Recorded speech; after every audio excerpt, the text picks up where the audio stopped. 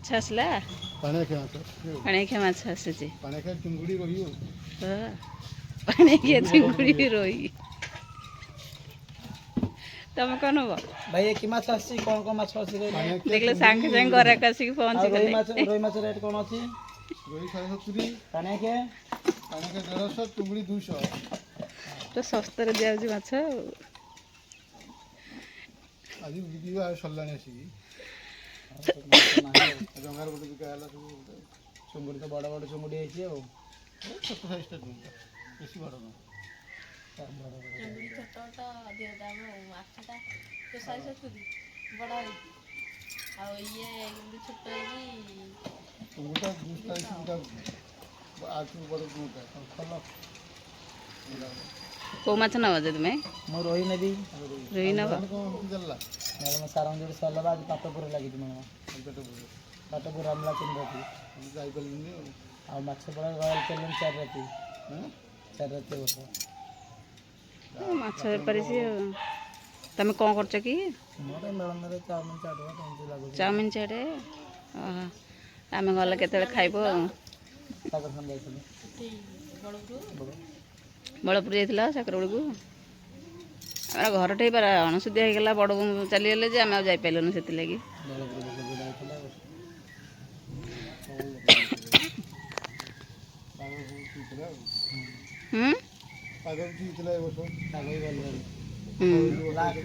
second ଦିନ ଟିକେ ଖରା ହେଇଥିଲା ଫାଷ୍ଟ ଦିନ ବଢ଼ିଆ ବର୍ଷା ଲୋକ ଜଲ୍ଦି ହେଇଗଲେ ଏବେ ମାଛ ଆଣିଲେ ଏବେ କଟାକଟି ଚାଲିଛି ଆଉ ଏଠି ଦେଖନ୍ତୁ ପାଣିଆଖିଆ ଚିଙ୍ଗୁଡ଼ି ଆଉ ମାଛ କାଟିକି ବିକ୍ରି କରିଦେବେ କଟାକଟି ହେଇଗଲା ଗୋଟେ ବହିନି ହେଇଗଲା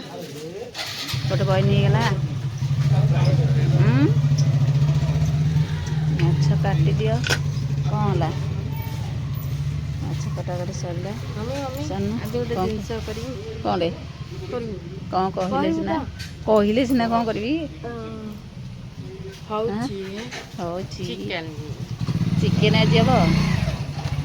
ଆଜି ଚିକେନ୍ ହେବ ହେଲା ଯାଇକି ଆଣିବ ଚିକେନ୍ ମୋର ତ ଖାଇବା ପିଇବା ନାହିଁ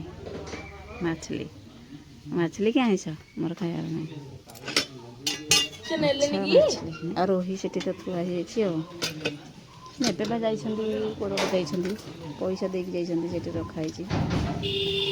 ପଇସା ବ୍ୟାଗ୍ଟା ନେଇ ଆସେ ପୁଅ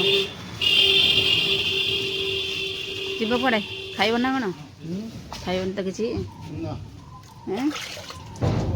ଖାନୁ ଚାଲ ଆଜି ଚିକେନ୍ ତ ହେବ ମୁଁ ଯାଉଛି ଘରକୁ ହେଲା ତ ଏବେ ଚାଲନ୍ତୁ ଯେଉଁ ମାଛ ଆଣିଥିଲେ ଲୁଣି ମାଛ ଆଉ କ'ଣ ଖାଉଛ ପଖାଳ ପାଣିଖିଆ ମାଛ ଭଜା ପଖାଳ ଭାତ ଖାଉଛ ଆଉ ପାଣିଖିଆ ମାଛ ଭଜା ଆଉ ଇଏ ହେଉଛି କ'ଣ ପାଣିଖିଆ ମାଛ ଭଜା ଚିଙ୍ଗୁଡ଼ି ଭଜା ଆଉ କଞ୍ଚା ଲଙ୍କାକୁ ପିଆଜ ଲୁଣ ଲଙ୍କା ସବୁ ଚକଟିକି ବଢ଼ିଆ ଟେଷ୍ଟ ଲାଗିବ ଏଇ ପିଆଜଟା ହିଁ ପଖାଳରେ ଖାଇବାକୁ ଭଲ ଲାଗେ ନା ଇଏ ତରକାରୀ ପତ୍ର ପାଇଁ ନୁହଁ ମାନେ ପଖାଳରେ କେବଳ ଖାଇବାକୁ ଭାତରେ ସରିଗଲା ଏବେ ଖାଉଛନ୍ତି ମୁଁ ତ ଏବେ ସେଠି ବସେଇ ଦେଇଛି ସବୁ ଭଜାଭଜି କରିଦେଲି ମାଛ ଚିଙ୍ଗୁଡ଼ି ସବୁ ଭଜାଭଜି କରିଦେଲି ଭାତ ବି ହେଇଯାଇଛି ସଜ ଭାତ ଏଇ ବାସି ଭାତ ଖାଉଛନ୍ତି ପିଲାମାନେ ଖାଇବେ ସଜ ଭାତ ଆଉ ଏଠି ମୁଁ ବସେଇଛି ହେଉଛି ଆଳୁ ମୋ ପାଇଁକା ଆଳୁ ସିଝିଲେ ମୁଁ ବି ଯୋଉଠି ସଜ ଭାତ ଖାଇବି ଆଉ ଏଠି ଚାହା ହେଇକି ଥୁଆ ହେଇଛି ସକାଳୁ ଏଠି ଆଳୁ ସିଝେଇଛି ଆଳୁ ଟିକେ ସିଝିଗଲେ ମୁଁ ଏଠି ଖାଇବି ଆଉ ଭାତ